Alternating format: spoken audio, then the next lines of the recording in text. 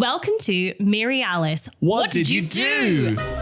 We are a Desperate Housewives recap podcast with me, Erin McGee. And me, Jakub Tansey. Two best friends breaking down each episode until we answer the ultimate question, Mary Alice, what did you do? Unless, of course, we have finished season 1, in which case, insert new mystery here. Yes, there's a lot to unpack on Wisteria Lane. Content warnings can be found in the episode description. So get comfortable and let's get into this week's episode. Hello, Desperados. Hello, we're back. We're back, baby, and this time it's personal. We're in the sequel.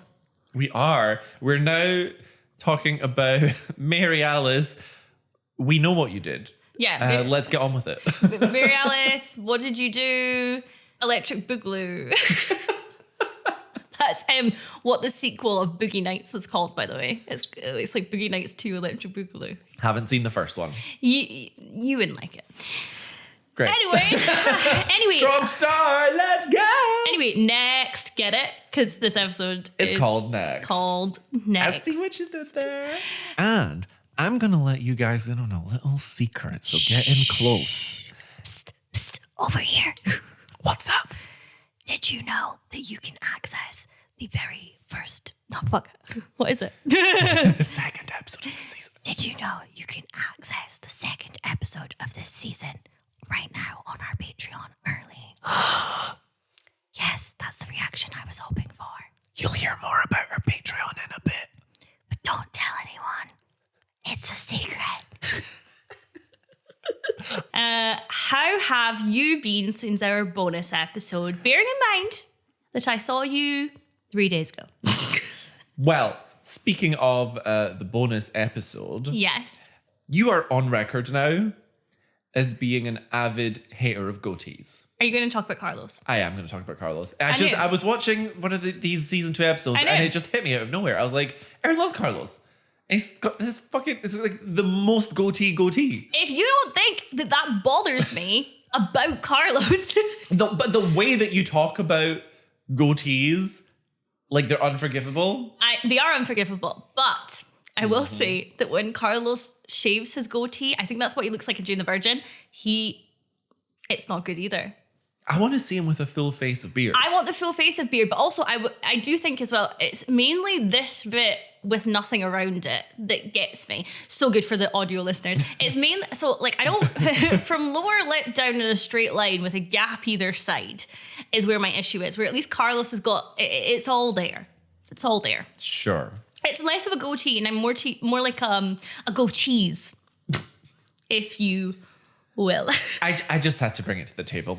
Thank you for bringing it to my coffee table. So how have you been, baby? Well, before we get there, I have to also talk about something on the bonus episode. Now, we had a cut in the bonus episode where I went to the bathroom. This is standard knowledge. And I said, I forgot to add a +1 to the death count. Yes, you did. Don't worry, when I come back, we'll do a bit about it. Did we do that bit about it? We did not. So much like Mike forgets that his first wife existed, so did we. So I would like to add Mike's wife +1 to the death count. Now, Jakub, you are wearing a fantastic t-shirt. I am. And this is one of those times where you have kept the story from me and I genuinely have been dying to ask you about it. Tell me what's going on there. Well, as much as Erin's been busy planning her wedding, I have beat her to the chase. I'm a taken man now. Oh yeah. I'm married to the love of my life, Hayden Christensen. Great. So I met Hayden Christensen. Woo! That's the chat. My t-shirt, for those of you who are listening, in the Star Wars font says Padme with an arrow pointing up at my wonderful face. No, you own your wonderful face. Yeah. Have confidence. So I went to Comic-Con. I paid more money than I have for most concerts for about 20 seconds of interaction with this man. Do you know what? I think worth it.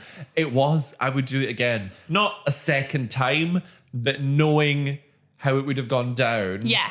I would have still done it the first time, you know? It was incredible. I got to hug him. Did you tell him that he was your gay awakening? I didn't have time because I was literally barely done hugging him and the impatient photographer was already like 3, 2, 1. I was like, okay, calm down. Rude. So, and I was like trying to think of like a fun pose we could do in my mind, but I literally just panicked and did the classic. The Erin McGee. The Erin McGee. With a hint of Jakub with a little peace sign. But I did ask him if he personally, as an actor, not as a character Anakin, if he or how he feels about sand. And I can confirm that much like Anakin, he does not like sand. I didn't know what to say. I panicked. Hayden Christus sand. But it was crazy though, because like I booked a 1:20 slot. Yeah. And they wouldn't even let me start queuing until about 3. I was going to say, I felt so sorry for him because I kept seeing reports that it was hours and hours late and just poorly organized. I didn't see him until 4:45. And people were meeting him in the order of booked slots, regardless of how late it was. Fair enough. And then when I left, the queue was way longer than from where I started it. And I'm like, this event finishes at 6. Are these people going to meet this man? In any case, I had a fabulous time. I would do it again. He's the love of my life. Yeah. He was my gay awakening, truly. I'll paint a picture. The year was 2005. I was at the View Cinema Ocean Terminal with my grandmother, my brother, and my cousins. And he woke up from a nightmare, and Anakin was shirtless, and I was a changed boy. The jaw dropped. Yeah, age 9, I guess. So pretty much when you started watching Desperate Housewives. Jump cut to me in the dark watching Desperate Housewives. Age 9. Other than that, I'm still flat hunting. It sucks out here. And that's my chat. That's what's been going on since season 1. And that's what you missed on Glee. Truly. There's not been too much going on with me. You were meeting the love of your life. I was watching my friend marry the love of hers, which was very nice. I was at a wedding. I pulled an Erin and cut my fringe the morning of with some random scissors that I found in the apartment. The most important bit of the wedding was that my job was to wrangle 7 flower girls. And let me tell you, I ran that like the military. I really did. I just stopped saying that because I am not affiliated in any way with the military. But my first job, as you know, Jakub, was as a holiday rep. So I thought I had this down. And these girls were giving me nothing. Nothing. No enthusiasm, no anything. Until eventually I pulled what I would argue is the oldest trick in the book for anybody age 4 to 9, which is I said, who has the longest tongue? And then everybody sticks out their tongue at you. And then they feel like they're being cheeky to an adult. And they're like, ooh. And then they started laughing. And then we became friends. And by the end of the night, I was in the flower girl dance circle. The oldest trick in the book. I've never heard that in my life. It's my oldest trick in the book. Okay. The other one is... the Erin McGee playbook. The Erin McGee. I've got like 3 things that work with kids every time. And in fact, I will share some of them with you. One of them is that somebody says, you ask how old they are.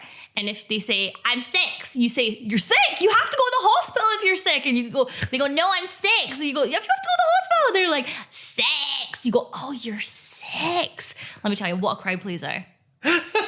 What a crowd pleaser. It gets them 100% of the time. And the other one is, do you want to go light something on fire? Well, I don't know what to say to that, so let's move on. Can I ask you how you felt starting season 2?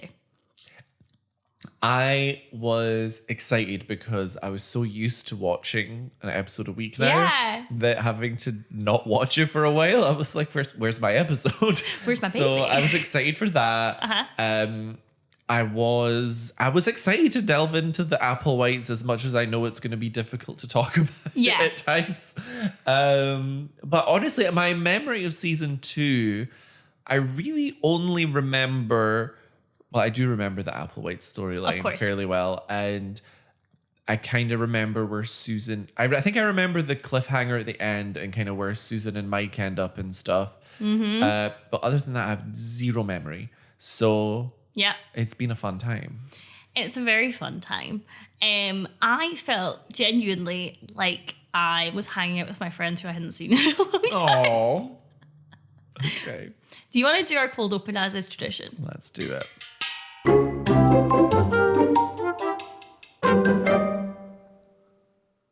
Calling all desperados. Are you enjoying the pod? Want to access our episodes early and support Erin and I to keep the show running? Well, now you can. Over at patreon.com/modded, you can support the show for as little as £3 a month. Why, Jakub, that's less than the price of the coffees that keep us coherent during records. Truly, no joke. You can get a shout out from us here, access episodes a whole day earlier than everyone else, and even get access to occasional bonus watch along episodes. Ooh. We're aiming for monthly. But no pressure. Seriously. We love you either way. It's just there if you're looking for a way to show your appreciation and help us keep doing what we do. Want to support the show for free? Tell a friend. Tell your mother. Tell your aunt who you know loves Desperate Housewives. Tell your therapist. Tell your ex-boyfriend. No, do not break no contact. But tell anyone who might enjoy our ramblings. And leaving a review helps more than you know. We love you, desperados. That's patreon.com/modded. MAWDYD. Now, back to the episode.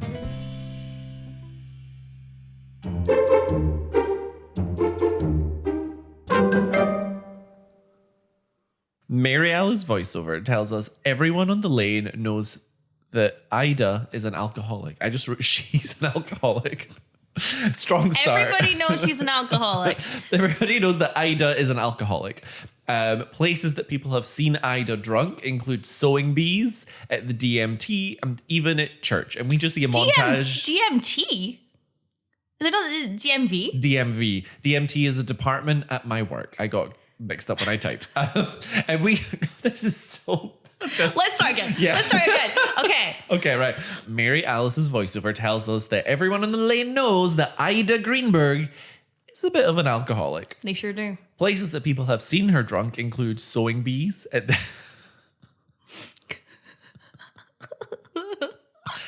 the DMV and even at church. And we just get a montage of her sort of hiccuping and burping away in all these places. I like that the symbol for her being drunk isn't her falling around legless. It's just the occasional hiccup. Truly. Notably, in the church clip, Edie was at mass in that little clip. And I'm like, what's she doing at church? Like, I just don't see her as a church girly. I think wrong, because in the first episode we meet Edie, she has an affair with a priest. That's true. She's there scouting out the talent.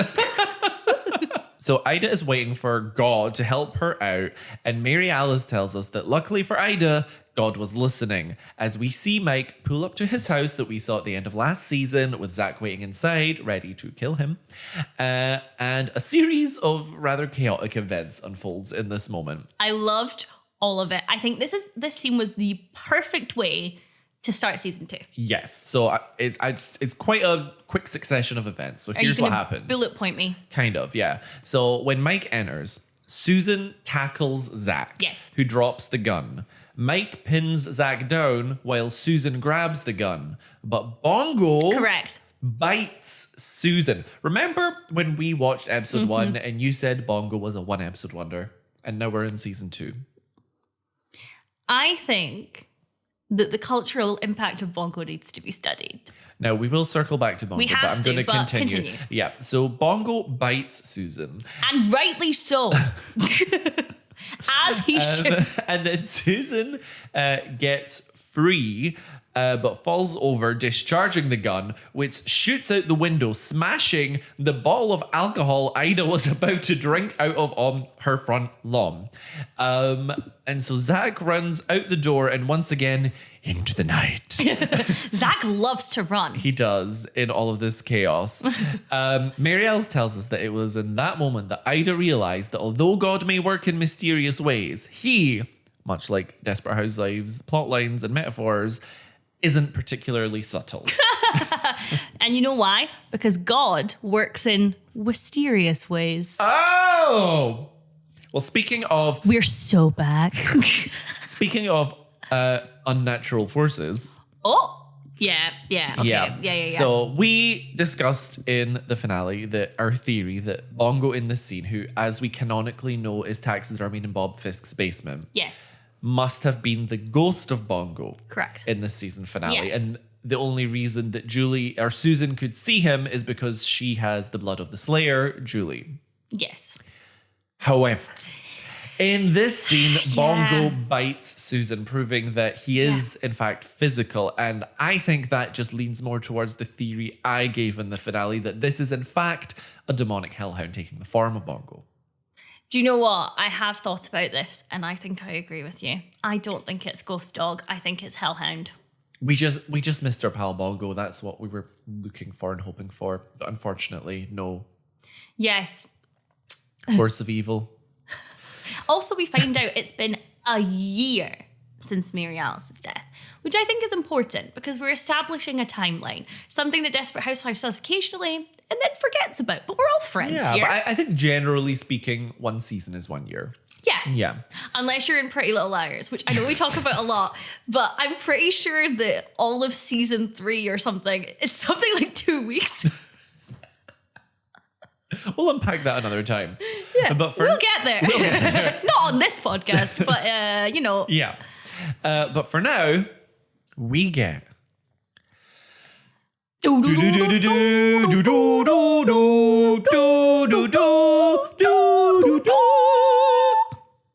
We're so back. Oh my God. Are we listeners, our favorite desperados, is it sounding better or worse? Don't answer that. Don't answer. Rhetorical question. So we're going to kick off with Susan. Susie Q. So Susan is in hospital because Susan has, okay, let me see if I can get this correct. When she fell back, she bit her lip and did something to her mouth. It's all swollen. And Officer Romslov I did not clock the name, but there we are. is there. And basically, Officer Romslov has come and he's talking about how Zach did this and they're talking about pressing charges. So in this scene, we are seeing some inklings that Mike is being very defensive of Zach. And Susan is being aggressive towards Zach, with Julie being this kind of odd go-between. She's also translating for her mother, whose mouth is full of gauze and blood.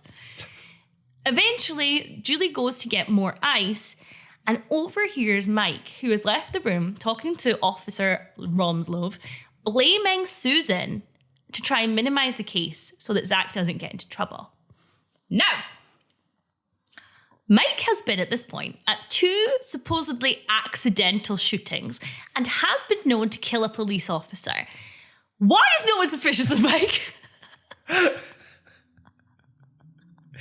Excellent question. My main thought was that Julie's feeling a little defeated after not being able to beat the big bad herself last season. Yeah. So she's like pivoting to doing a little detective work, which I'm sure she can do a better job of than Mike. So she's immediately on the case of what is Mike up to. I think it's very fair that Mike is trying to defend Zach. I don't like the way he's gone straight into doing it behind Susan's back. Yeah. It's not going to be a good score, Michael. We're taking notes, sir. Yeah. In the next scene, Susan is adding a sort of fake security sign on her front lawn to deter, I guess, Zach specifically. But she's proud of... What was I on when I wrote these notes? Proud of her Mike out with the police searching for Mike. That's what I wrote, Erin. Are you having a stroke? Are you well? Maybe I should have just deleted all your notes and made you go.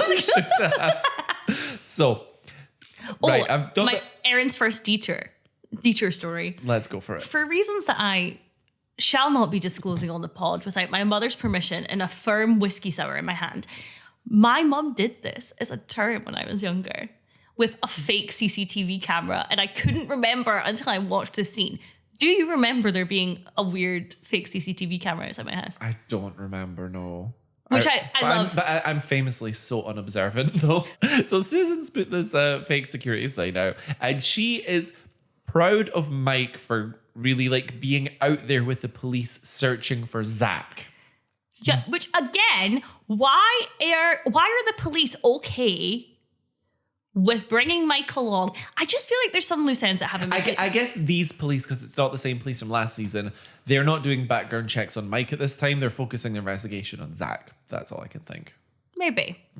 But basically, Julie spills the beans that Mike made it seem to the cops like it was all Susan's fault what happened. And Julie is also wearing what looks like a sort of button-up pajama top, just unbuttoned.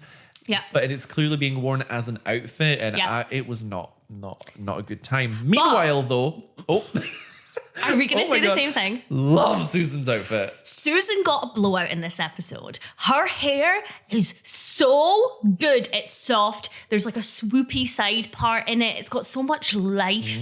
Susan is looking fabby. She is. She's got like this brown and blue outfit going on. It's like a so vest top early with the blue straps 2000s. underneath, and it's got these like these silver brooch type details on the silver straps. Loved it. And she wears it for like the rest of the episode. So I was thriving. The turquoise and brown combination is so 2005. And these, we see this throughout the first couple of episodes of the season. Susan in this like vest with another colored vest on top. It's very Vampire Diaries. I remember doing this and that being, it's probably going to come back. Maybe we should bring it back. Next week, me and Erin both wearing little spaghetti strap tank tops. Cute. I'll wear a pink, I'll wear a red one with a green one over it, and you can wear a green one with a red one over it. Oh my God, that's so cute. Oh my God. Anyway. Anywho, Edie is here, and she is once again thriving in yellow. Truly the lemon drop. And Edie comes over to Susan and seems to be genuinely asking if Susan is okay. Only to then switch it up, and turns out she's one of me. She's actually secretly living for the goss. She's like, did Zach rough you up a little? Did you get hit with the pistol maybe? And then eventually she gets annoyed with Susan, walks away past Mike, and it just says, someone to see you. She truly was just wanting to get off on the knowledge that Susan got beat up a little bit. Yes. And then Mike and Susan have a conversation where Mike admits he does not want to press charges against Zach. He says, I've been to prison. He couldn't handle it. I want a Mike in prison spinoff. Mike in the mullet. That is the name of the spinoff. Not the mullet. I know.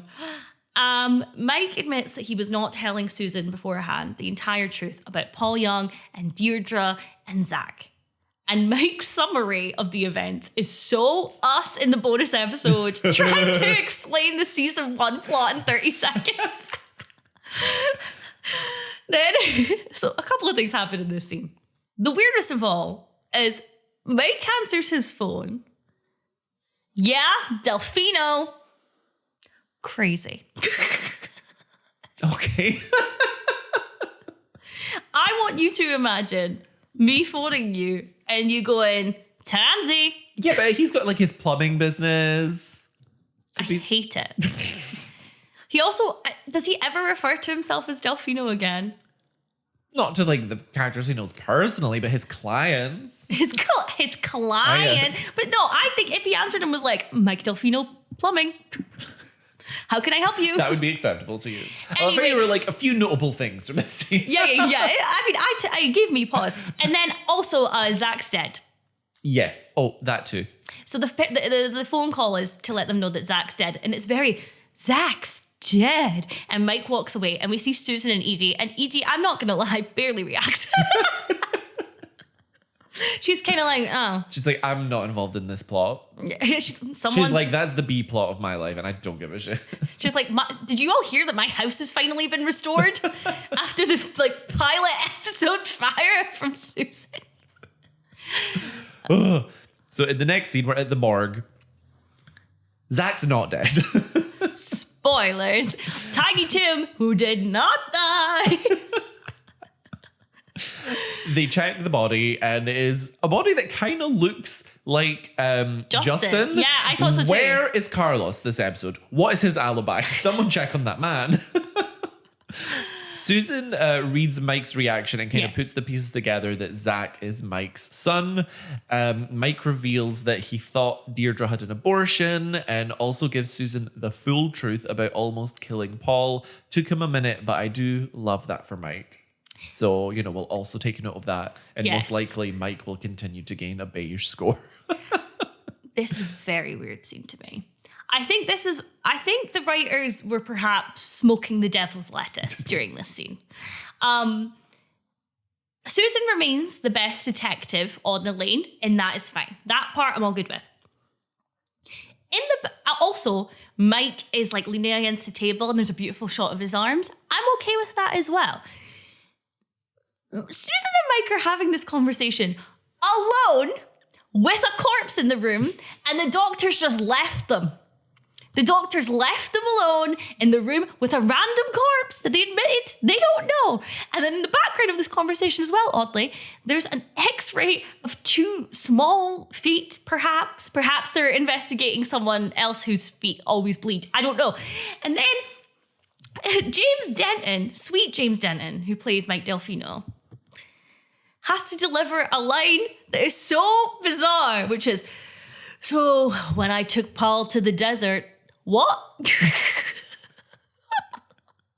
Also confirmed, it was the desert they drove to.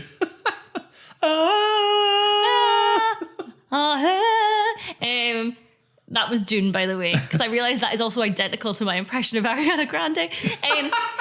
But yeah, why have they been left alone with a dead body in a morgue? Okay, first of all, you're a very, very detail-oriented person, because all of that, not on my radar.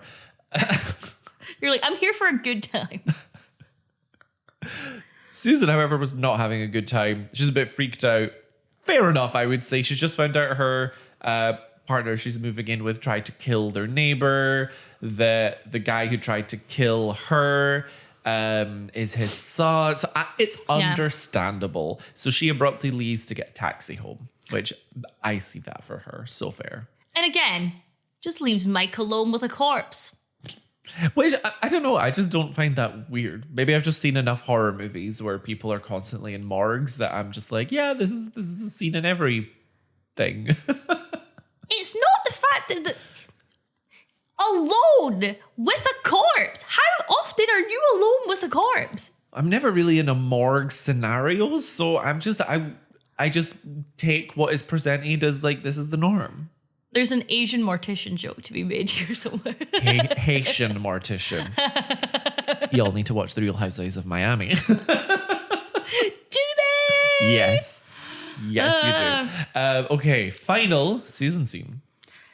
Susan is upset on her porch. And again, her hair looks amazing. Susan has processed that Zach is Mike's. And Mike has said before that he has always wanted a child. Again, I don't think this scene is particularly well written. I'm very sorry. I think her arc is the weakest of the beginning of season, of this episode at least, for season 2. But that being said, Terry Hatcher's really selling this. Really sells this scene of kind of having to let Mike go. I did eye roll immediately because they're on again and off again every 2 episodes. So, I'm not falling for it anymore. It's the boy who cried wolf. But the performance is really nice. I like this slight ambiguity of they're not moving in, but are they over? Are they going to try and work it out? What are they doing? Because Susan says that for her and for Julie, she can't carry on moving in with Mike. I loved this. This is all I wanted from Susan in season 1 was to put Julie first for once. Yes, I agree. It's reasonable parenting. Because she isn't even scared of Zach for herself. She just doesn't want Zach around Julie, and that is the core of the decision. It is not in any way about her, really. Herself. Do you know what I mean? I don't know if I would go as far to say that. I do think that's a very valid take. I think she says her first, and then she says Julie, and I think Julie's a part of it. But I also think she really doesn't like Zach for herself and doesn't want to be around him herself. Fair. Well, I mean, I do wish that she would have like stayed long enough to listen to Mike and get his perspective rather than making a bunch of assumptions on this huge realization, which could go in so many ways. But still, I'm proud of Susan. Yeah, you're fine, Susan.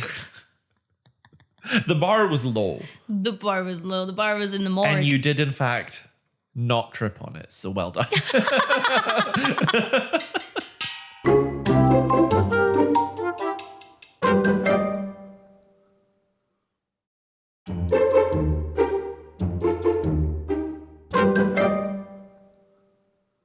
Gabby, we missed you, and I was hoping immediately you wouldn't be with John the Chill Gardener, but there we are. You said, Gabby, we missed you, and I truly thought you were about to go like, Gabby, wee! Just like, wee! Gabby! Anyway, so Gabby finishes. Gabby finishes. Gabby's so wee!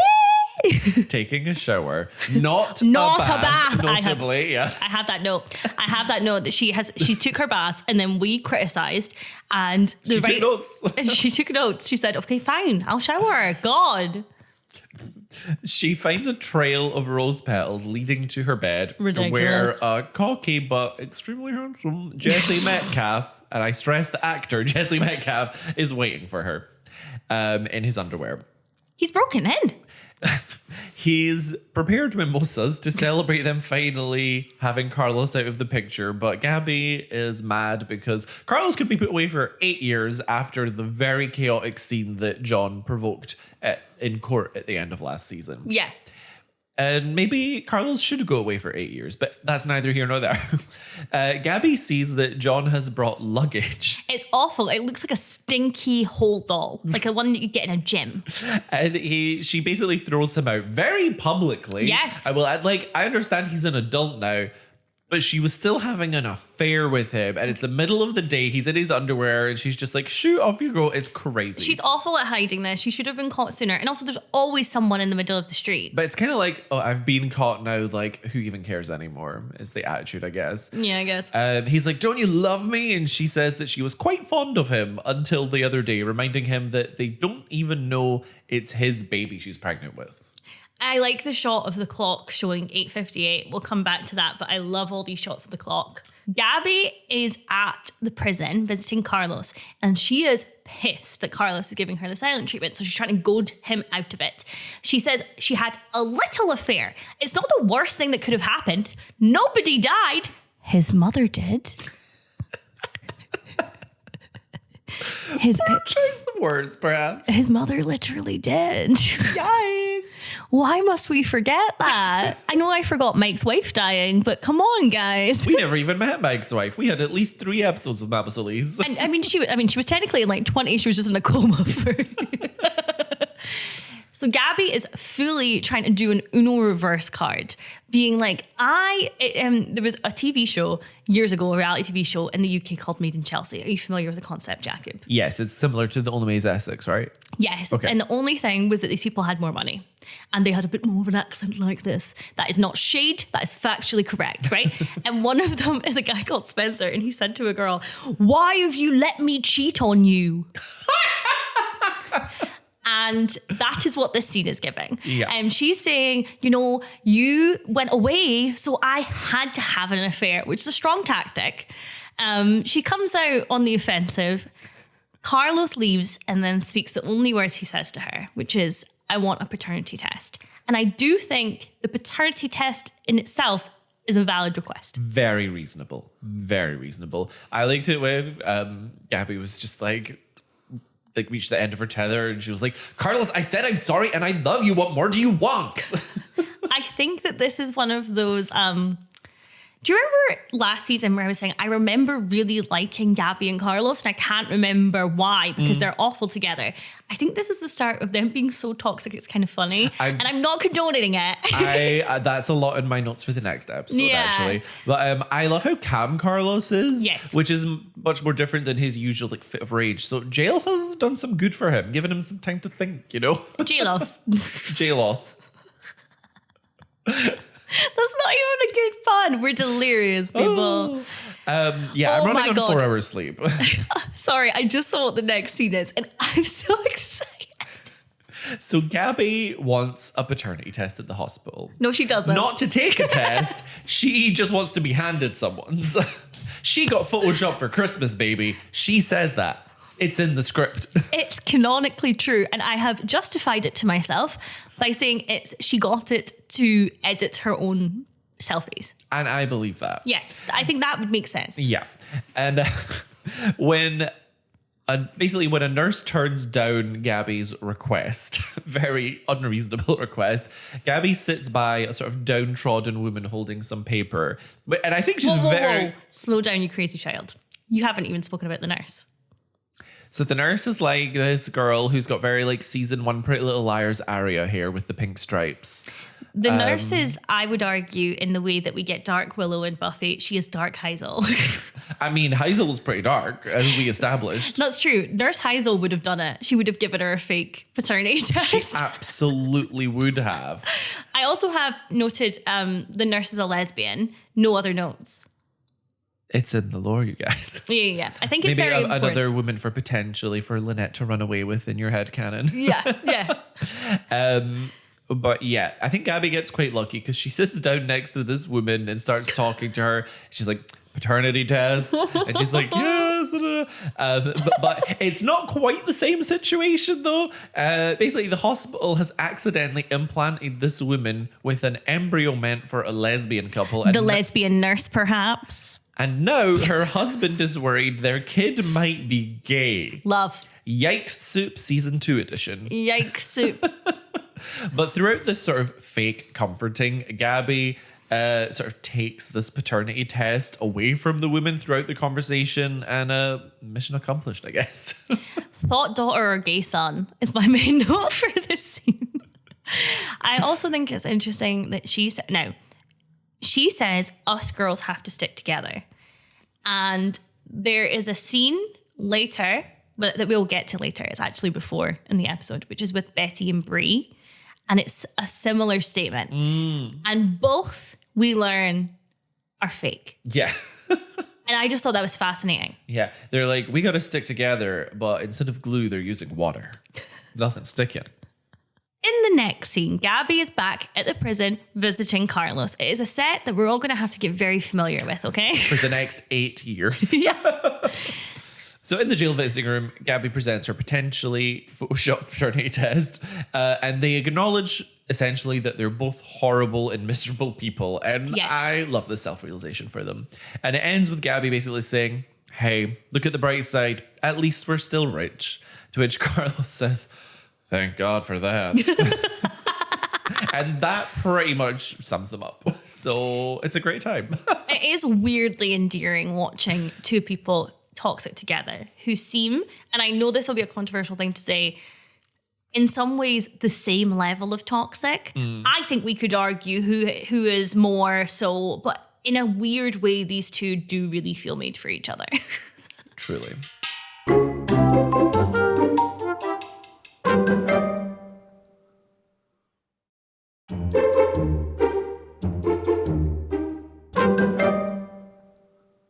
Lynette is getting ready for a job interview.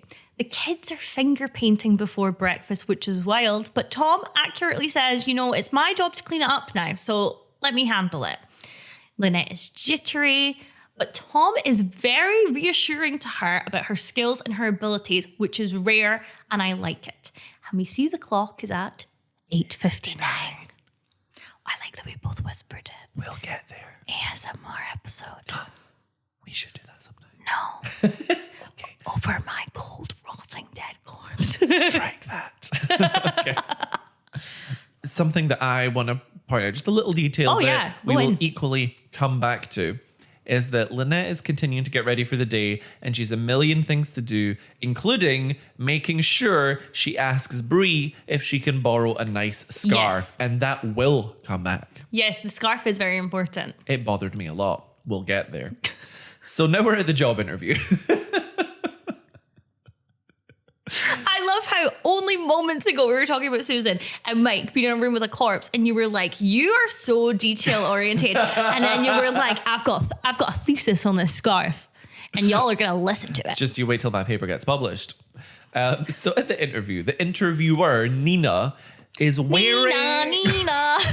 Sorry. She does give that energy a little bit. She does. So Nina is wearing what I can only describe as some lingerie with a suit jacket over it. I pictured this as what was early 2000s clubbing gear, because all the girls, myself included, no shade, were wearing business casual to the club. So it was like lingerie with like a full fitted blazer over it. And I do think that kind of sums up this character. Yes, and she has another amazing blowout. And I've written in my notes, I remember her. I know I remember her, but I don't think for good reasons. Yeah. She's very judgy of Lynette having taken years off of her career to be a mum. Yes. And I just basically wrote that, of course, a female character who doesn't want kids herself will be painted as an asshole on Desperate Housewives. Yeah, she's Cruella de Vil. She's Cruella de Vil because how dare she want her own career? But I do think it's fair that we are seeing a side of business that we know isn't very forgiving to mothers, and also seeing that women can sometimes perpetuate that. Nina is very scared of being one of those kind of women, is what she says. But Lynette puts in a really convincing argument. She says, this place to me is paradise, because when I go home, it's a disaster. So I will want to be here on holidays. I will want to be here on weekends. If anything, I'm going to be more dedicated than anybody else.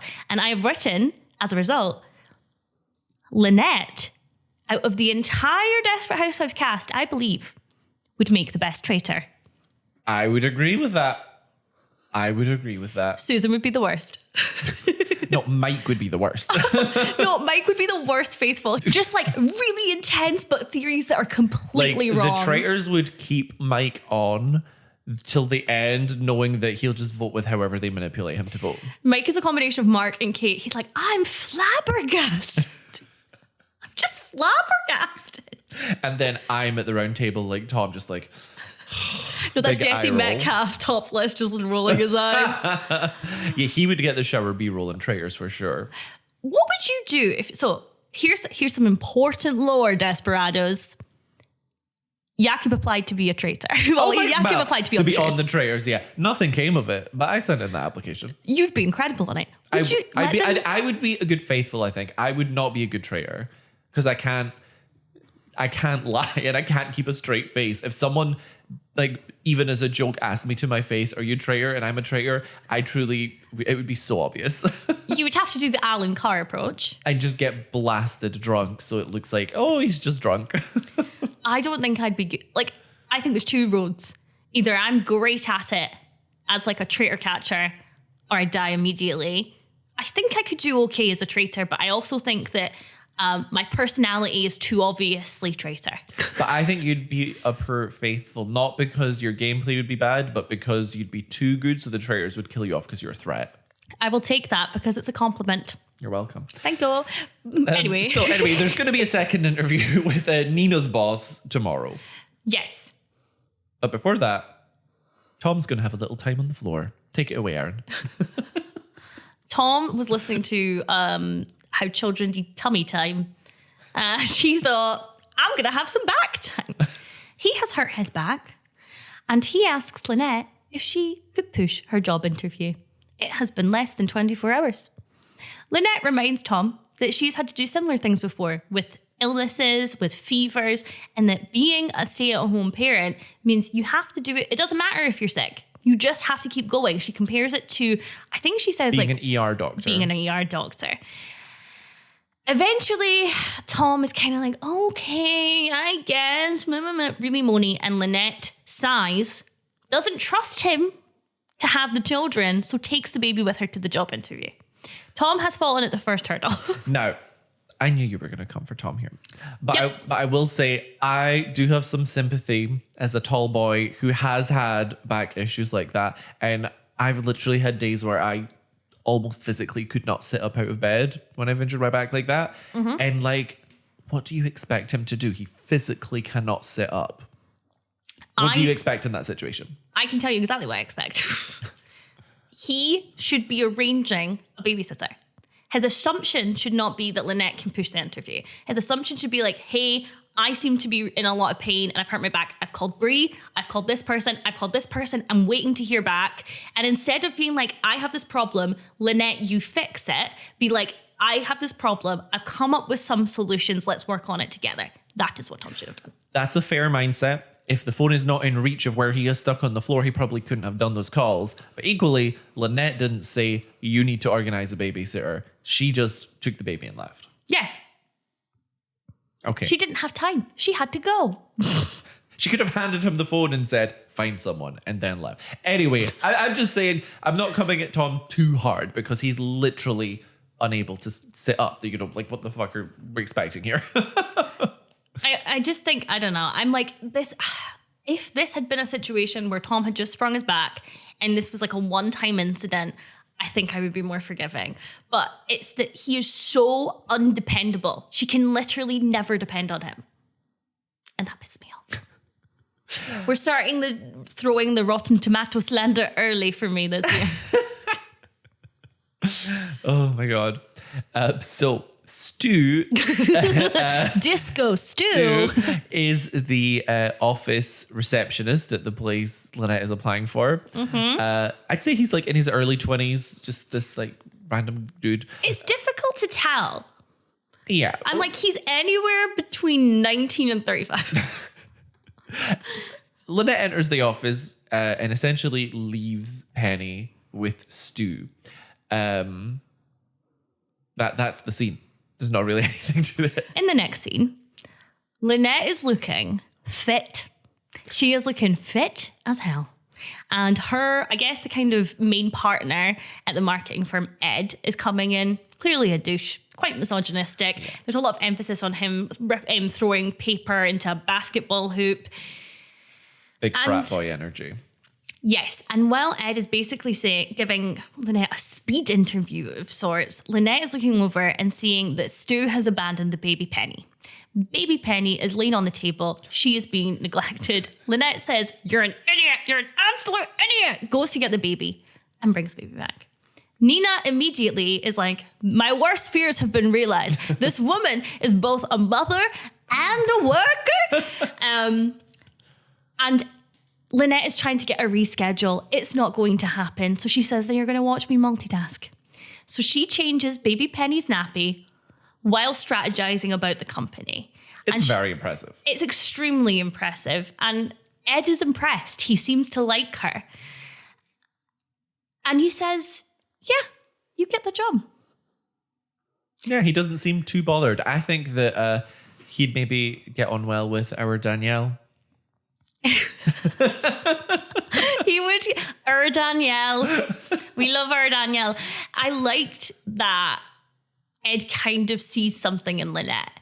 Because I would have really been upset if we'd been told all season one how gifted Lynette was at this. Yeah. And then for her to flop hard. To immediately flop hard. It just would have been so unsatisfying. Yeah. Because even though she's out of practice, there was that episode where Tom had like the business dinner at home and Lynette pulled it out the bag then. So she clearly still had it in her even now after all this time. I also like that this is before, I would say, the internet is what it is. I'm being vague on purpose because I don't remember exactly what this was all like in 2005.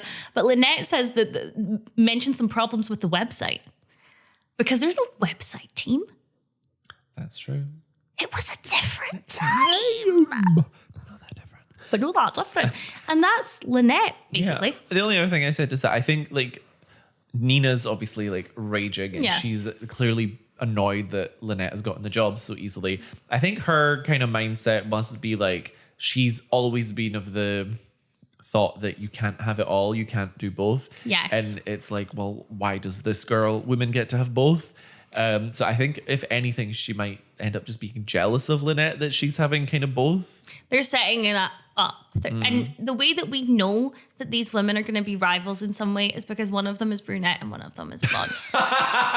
And if there's two things Desperate Housewives is going to do, it's make women who don't have kids the villain and have a blonde brunette rivalry at all times. Does this mean good things for Susan and Edie? When one supreme falls, another rises.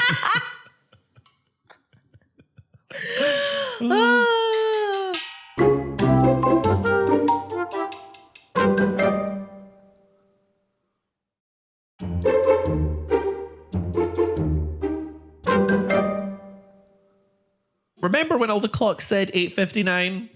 I do. It's 9, baby. Woo! The clock struck 9. And Bree is being very proper and waiting polite. until night on the dot to call people to inform them of Rex's death. Can we also talk about the introduction of something very important? What I've been referring to, this is sick, but it's true, as Bree's mourning bun. Oh, okay. I did notice that she wear in the 2 episodes that we've watched so far, because we're recording 1 and 2 together, she is exclusively in black. So I'm wondering how many episodes she'll be in the morning outfits for. It's the mourning bun. It's that low bun at the back. And she pulls it off. And we don't really get this in later seasons from what I remember. I hope I'm wrong, but I've really enjoyed the friendship between Bree and Lynette. And she calls Lynette first. She does. And when she picks up the phone, she says that, of course, Lynette can borrow that scarf. And Bree will press it for her. Anyway, in other news, Rex died. It's very like she's clearly past, she's gotten all her emotions out and she's back to no more public displays of emotion. So it's very matter of fact. Yes, I think you're bang on there. I think she's taking it off a list and she's not seeing this as her going to a friend for comfort. She's seeing this as a polite obligation. It's a task. It's just something she has to do. She had to wait till 9 o'clock. She had to inform everyone. And the funeral itself to her feels in a lot of ways like she's targeting it as a project as opposed to an experience. Get to that funeral and I can't wait. We have things to say. Okay, take it away with the next scene, baby. Oh my God, this fucking next scene. This next scene, actually, that we get an introduction of a character. The introduction of this character is burned into my mind. As soon as I realized she was going to enter the picture, I was like, oh, yeah, I see the vision. I know where this is going. Yeah. It's crazy. We are on Gabby's porch and Susan's face is still being iced over the bit lip. Get it together, Susan. And Bree is spotted across the street. The women mention that they haven't really seen Bree and they assumed she was busy. But Bree's just standing there. She looks like a sim that's not had any instructions. Yeah, she's in waiting. She's in one of the actors backstage waiting for their cue. And she's holding this carton of soy milk. Rex was a soy milk king before it was cool. He was ahead of his time. He was an oat milk latte kind of fella. He loved an alternative milk. Bree, again, very matter of fact, says to the women that she doesn't want the soy milk to go to waste. And they just bought it very recently. And they kind of say, Bree, we thought maybe, it's okay to fall apart. It's okay to show emotion. She says, I cannot fall apart right now. And then we hear, Bree! As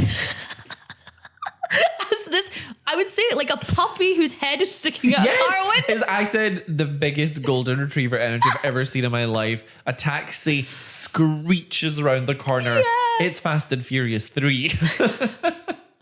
I mean, I know your son is dead, but good God, women. Like, Phyllis enters the frame and she's like, whoa! It feels very... very dramatic and very hyperbolic. Yeah. And I find it very interesting that Bree's being targeted for her emotions seeming fake because they are non-existent. But Phyllis actually feels less authentic in her emotions, which are over the top. Yeah. And I can't stress enough how much Erin was not exaggerating when she said, Bree! Like, this woman has her whole torso out the car window as it's speeding down the lane, and she is screaming Bree's name from the other side of the lane. This is one of those actresses that I have to really commend, because I know she must be good, because I hate this woman. I hate her. Yeah, by the end of the next episode, I'm so done with her. Susan's mum, Sophie, and Phyllis, best friends. They would be best friends. Get the sideshow going. So in this next scene, the surviving Vandekamps are going through all of Rex's childhood things. Rex Vandekamp, may he rest in peace. Have you seen Princess Diaries too? No, I've not seen any of them. So the dad dies and he was the king. This is important. And every time they mention him, they're like, oh yeah, King Rupert. They all go, King Rupert, may he rest in peace. Okay. And that's all that's been in my head. Every time they mention Rex, I'm like, Rex Vandekamp. Rest in peace. May he rest in peace. So Phyllis has brought over a bunch of Rex's childhood things that they're all going through, including some dirty porno mags he used to keep as a teen. Andrew comments Rex was into big breasts, and Phyllis gets in a dig at Bree, telling him that's why she was surprised when Rex married his mother. The way you know it's meant to be hurtful because of the intense eye contact. Yeah. Also, Rex had a childhood teddy bear called Doolittle, and that's what he did do. Little. Well, the scores would reflect otherwise. Rex Vandekamp, may he rest in peace. Danielle is obsessed, not with the porn. She's just intrigued in general. More bothered than usual, but not like in a bad way. I get it. She clearly has had a very emotional response to this. Yeah. And I would be surprised too, because all of the childhood relics that they are bringing out, which I think is on purpose, feel so un-Rex. It's almost like the classic thing of Phyllis and Bree are mourning two different people. Yeah. Why does Rex have a teddy bear? Fine. But why does Rex, the character that we have met and spent a long time with now, have a cowboy hat? When that is the least cowboy looking fella I've ever seen in my life. It was a phase. People experiment in their teens. Also, Phyllis kept Rex's porn. We're supposed to be okay with that. Oh my God. So Phyllis also brought his orange and green school tie and wants him to be buried in it. But the thing is, Rex is going to be buried in a blue suit. Yes. So he could simply never. It just would not go. And to be fair, it's a very ugly tie. The tie is minging, and dare I say... The tie is minging, episode title. The tie is minging. Ties or rope. Dare I say the tie colour scheme of the orange and the green is giving a little bit Taylor Swift's album Life of a Showgirl. It's kind of giving Bree, actually, like the orange hair and the green outfits. Interesting. Anyway, now we get a little bit of apple white. Ooh, exciting. We're now on the Applewhite porch. We love a porch this episode. I think it's very important that we have not seen any shot of the inside of the Applewhite house. I think it's very significant. They're very private people. We know there are kind of secrets going on within. And whenever we have seen them so far, they have been either outside the home or on the porch. Danielle and Bree show up to the Applewhites and they introduce themselves to Betty and the son Matthew. Matthew and Danielle seem to have an instant connection of some kind.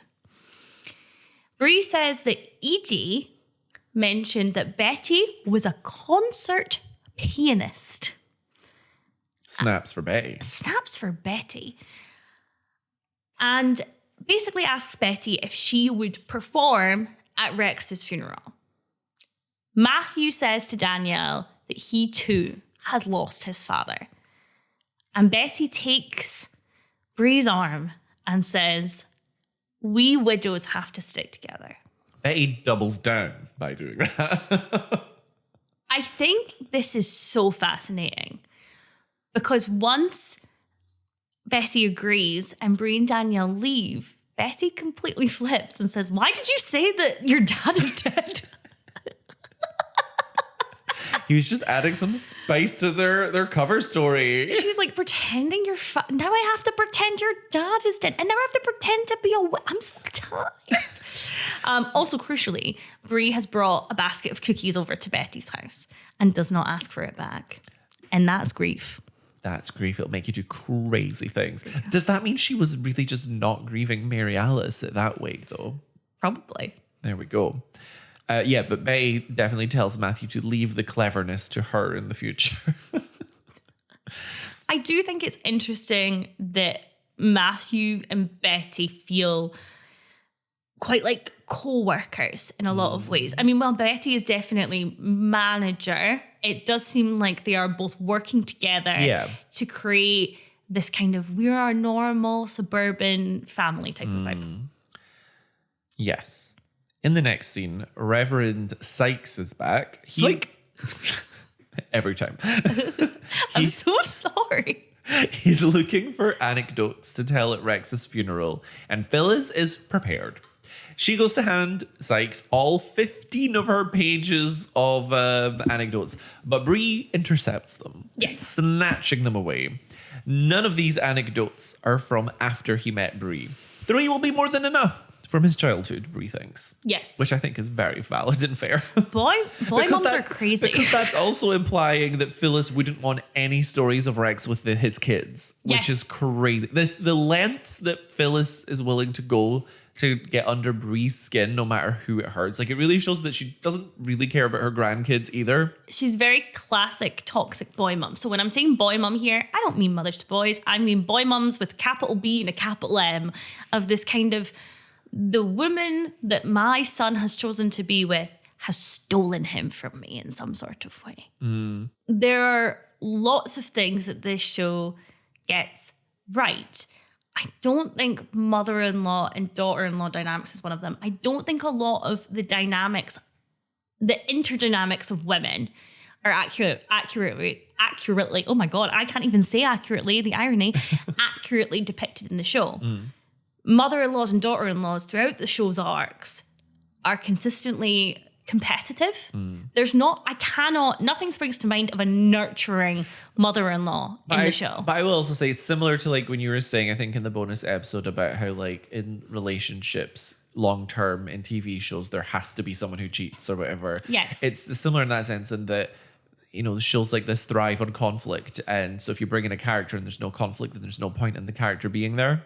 Totally. I just think that it's both. I'd say it's what you're saying, but also you see it a lot in sitcoms, you see a lot in dramas from this time period of the mother-in-law hates the daughter-in-law. The daughter-in-law can't do anything right.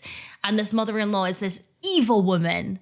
And it negates this idea that women are complex, because it makes the mother-in-law this caricature villain every time, which doesn't really work for me. Like, I think I just need one redeeming quality from Phyllis. And she ain't got it. She ain't got it. But, you know, she does have her son's porn stash from his childhood. What she lacks in redeeming qualities, she makes up for in her kids' porn. Speaking of stash, where's yours?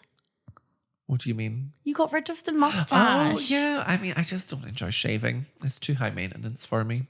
I feel you there, my brother. Because I really don't like the look of like, you've got the mustache, but the beard is growing in. It's like a two-tone beard. Like, the rest has got to be clean shaven for the mustache to work for me. And that's too much maintenance.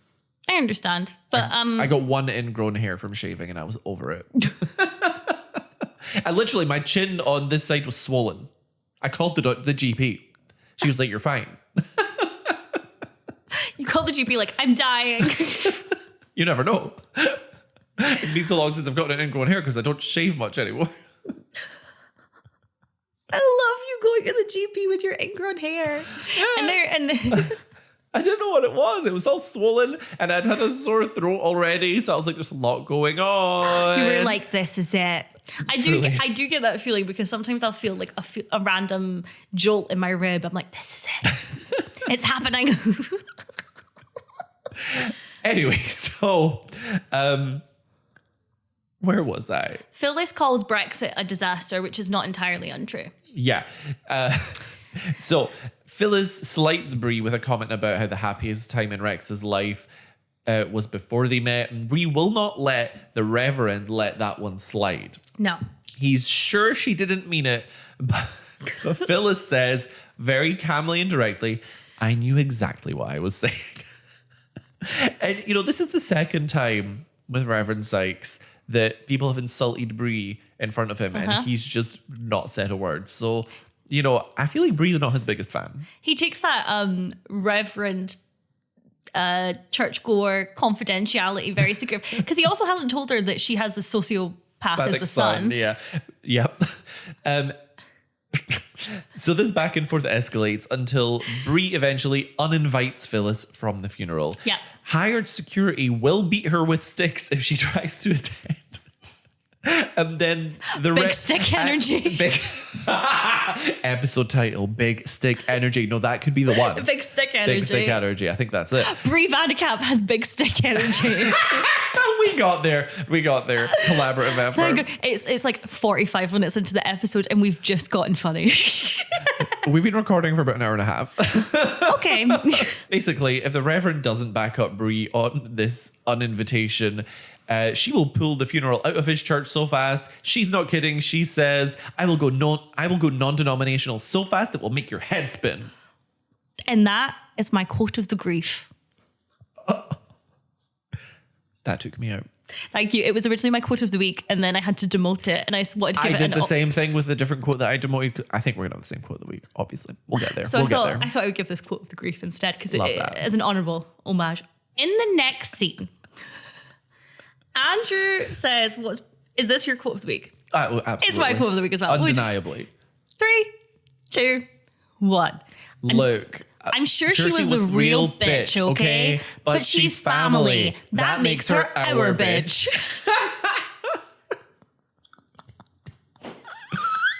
Snaps for Andrew. Snaps for Andrew. Danielle is in the corner crying, our currently bothered queen. She is emotional. She's deep in her feelings. I think that Andrew, maybe I've said this before, and I'll say it again. I think Andrew is like a mini version of Bree, and Danielle is a mini version of Rex. Yeah, that rings a bell. You might have said that before. And Danielle is holding so many journals, which means one of two things.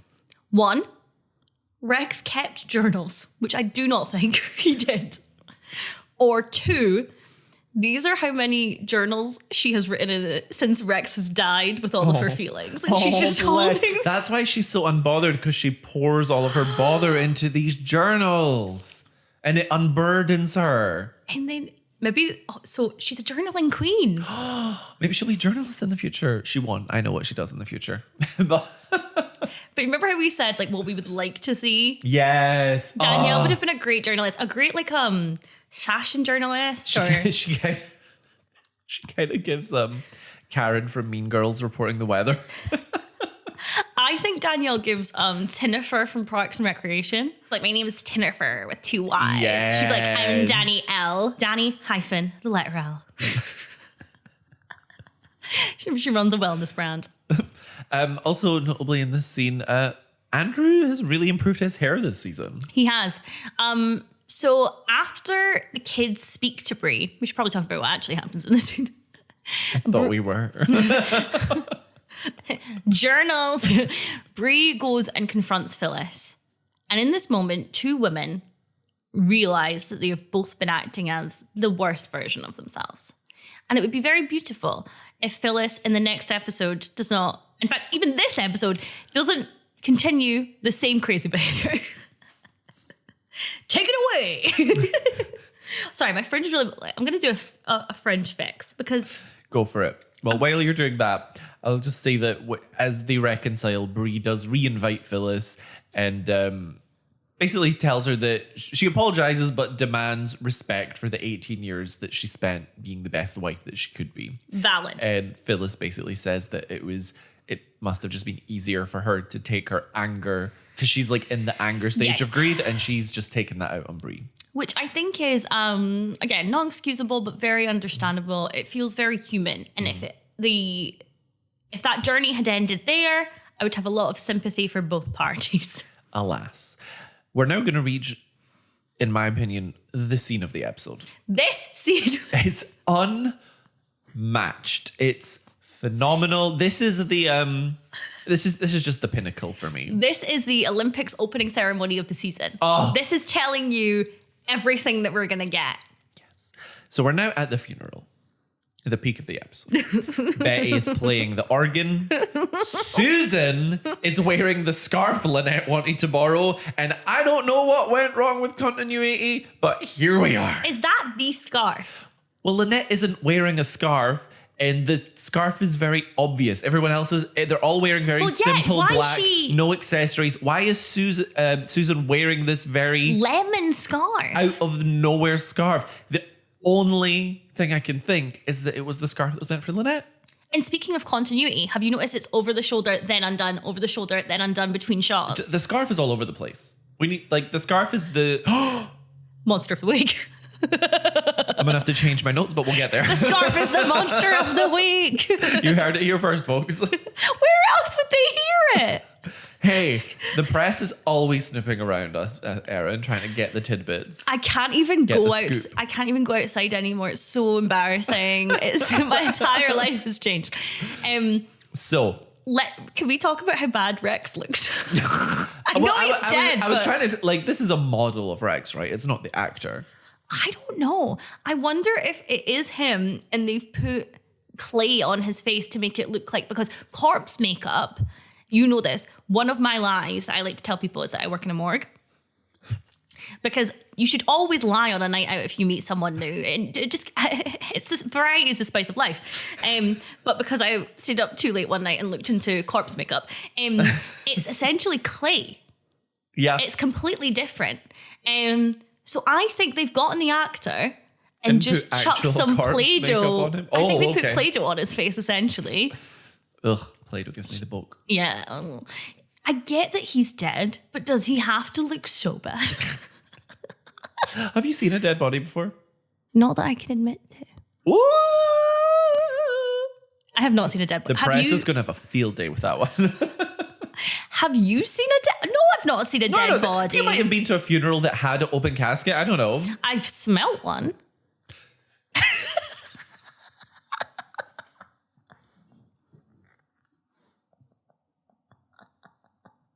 Have I not told you this? This is so bad. Okay. Welcome to Storytime with Erin, Season 2 edition. This is going to be bad.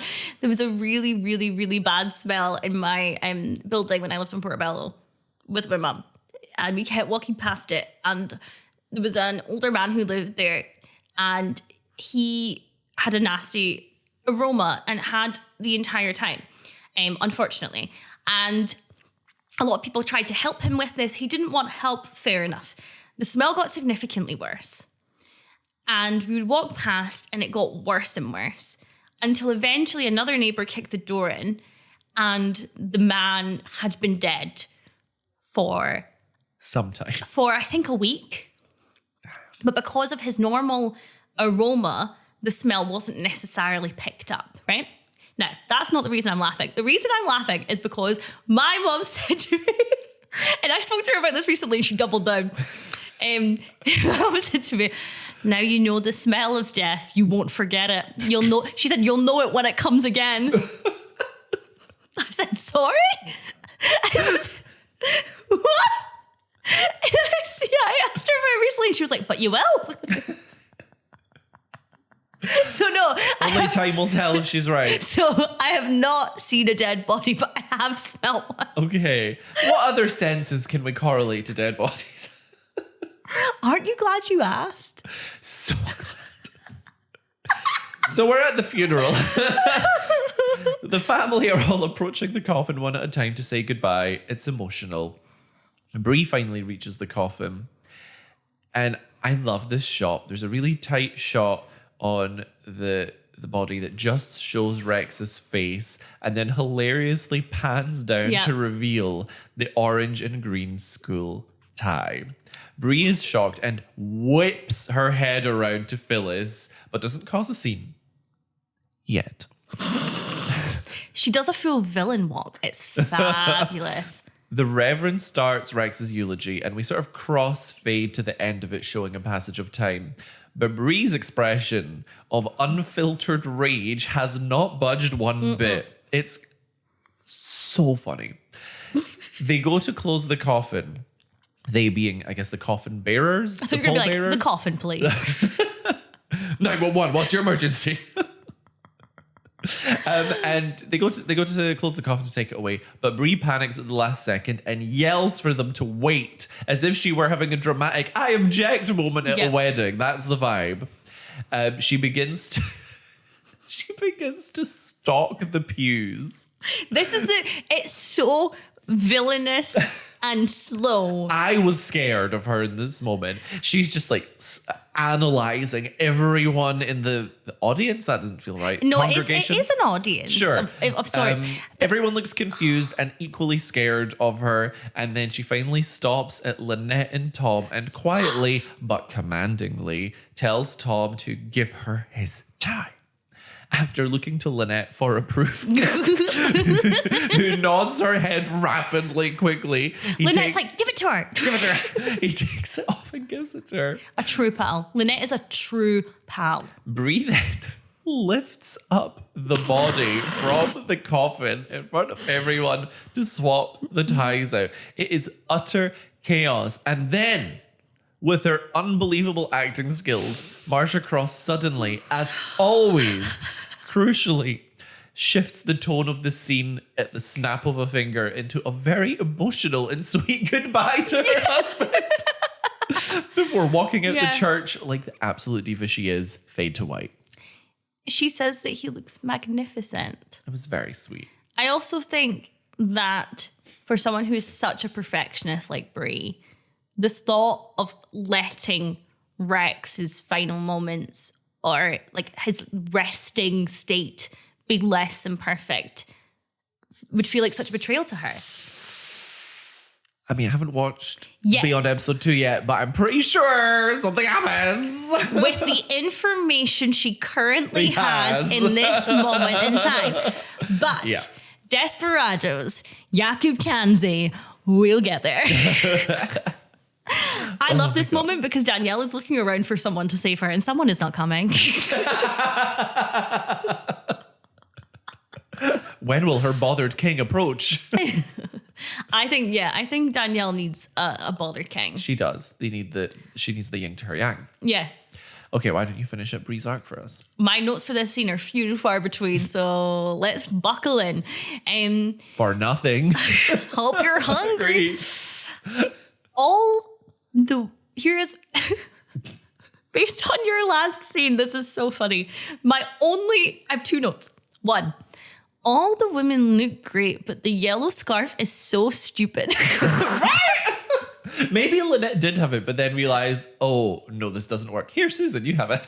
So the women are walking down the lane and Susan is catching the girls up essentially on what Mary Alice did, probably to distract Bree from whatever that funeral was. Season 1 lore, baby. Bree is a kind of arm in arm with Gabby. Lynette is there. Susan is there. And then we get the return of what do we actually know about our neighbours? Yes. As if we hadn't already heard that exact conversation, but we're just being reminded. It's been a season. Version, yeah. And the audacity of us to be like, we're being reminded again, as if we remember anything, even episode to episode. The chick. Oh my God. So we get our final voiceover of Mary Alice telling us that it's been a year since she died and that a lot has changed. There's new flowers, new homes, and new neighbours. Woo. So cut to Betty, the new neighbour, playing piano as Matthew, her son, brings in a tray of food, one that he notably makes up every night. Yes. Betty remarks that he added a flower, that she has such a considerate son doing all these small acts of kindness. She then takes a gun out of a drawer and hands it to Matthew, telling him that she'll get the tray. It's fascinating because we've set up Betty and Matthew. Again, this is the first time we're seeing the interior of the house. And it starts so sweet with her playing and him complimenting.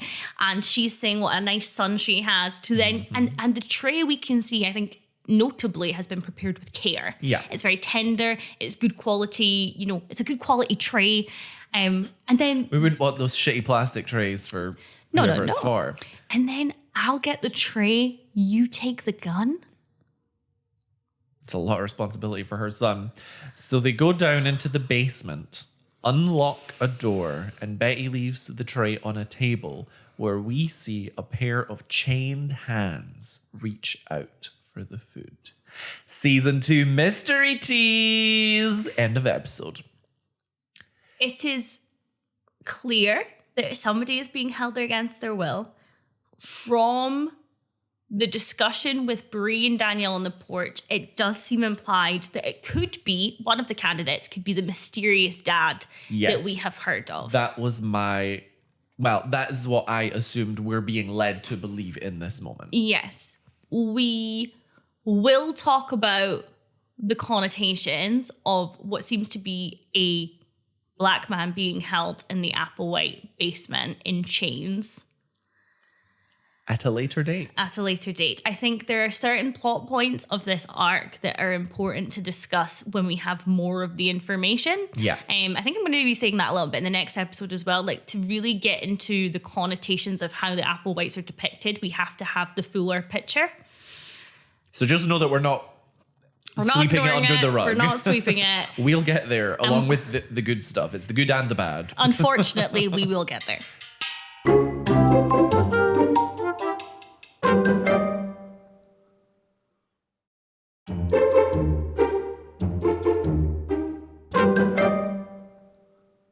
Who is your monster of the week is the scarf. It is the scarf. It was originally Phyllis, but it is absolutely the scarf. Phyllis is still in next week, so there's still time for her to be monster of the week, I guess. But it's the scarf. I have... Sorry, continue. I've just noticed another note, but we'll get there in a second. Please continue. My monster of the week, I'm going to also give the scarf, but I did also originally have Phyllis. I've given a note as best neighbour to Betty for just taking on the funeral and doing the piano work, having not known anybody else on the lane. It just feels like a very nice neighbourly thing to do. I think, though, her intention is just to, she doesn't want to cause any ruckus, draw any attention to herself. So if she'd said no, it might have caused some kind of small drama. I think the only reason she said yes was to just go with the flow of things and not draw attention to herself. I mean, I would have just said, oh, I've got arthritis. I can't do it anymore. There we go. Or she could have said, oh, no, my hands are allergic to the keys now. Ever since the accident. Ever since the event. Who was your worst... Oh, sorry. I was literally going to say it. Worst neighbour? So it's like, my worst neighbour is Stu. I guess canonically, we're going to assume he lives nearby. I just think it's not very neighbourly to neglect children. That's fair. My worst neighbour was Susan for swooping in and borrowing a scarf intended for Lynette. The scarf really affected me. The scarf. Give her the scarf. Oh my God. Do you want to talk about the husband? Let's talk about it. I was so upset ranking these husbands because I did the 3 and then I was like, who am I missing? And then I realized Rex is dead. So we only have 3 husbands to rank this season. However, I am curious if with the cumulative season 1 and 2 scores, if anyone will overtake Rex's season 1 score. How long will it take? Yeah, if you didn't listen to the bonus episode, that is where we cover our season 1 rankings and the points and all of that stuff. Rex was way above the rest, and he is way above in heaven watching down on them. Yep. So let's start with Mike. I gave him a 4. There were highs and lows, but ultimately he only told the truth because it was like after he got caught, he's coming clean situation, I felt. So yeah, he did come clean in the end though. So, you know, I ended up on a 4 for me. He was a 3 or a 4 for me, so we can give him a 4. I think that's fair. I think we're going to disagree on Tom, unfortunately, probably. I mean, I put 5, but I just feel like you're definitely going to go lower.